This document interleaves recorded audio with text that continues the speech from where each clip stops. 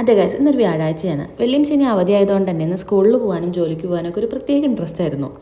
വീട്ടിലെ ഫ്രിഡ്ജിലെ സാധനങ്ങളൊക്കെ ഓൾമോസ്റ്റ് കാലി ആയതുകൊണ്ടും വീക്കെൻഡ് ആയതുകൊണ്ട് തന്നെ ലുലുവിൽ പോയിട്ട് തരക്കേടില്ലാത്തൊരു പർച്ചേസ് നമുക്ക് ഈവനിങ് ഉണ്ടായിരുന്നു. വീട്ടിൽ നിയർ എക്സ്പയറി കാണിച്ച ബ്രെഡിനെ കൊണ്ട് ചെറിയൊരു പുഡിംഗ് ഉണ്ടാക്കാന്ന് വിചാരിച്ചു. സക്സസ് ആവുമെന്ന് അറിയില്ല, തികച്ചും ഒരു പരീക്ഷണമാണ്.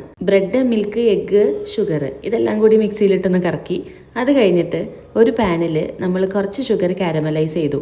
ഈ കാരമലൈസ് ചെയ്ത ഷുഗറിലേക്ക് ഇപ്പം ഉണ്ടാക്കിയ മിക്സ് ആഡ് ചെയ്തിട്ട് നമ്മൾ ആവിയിൽ വെക്കുകയാണ് ചെയ്തത്.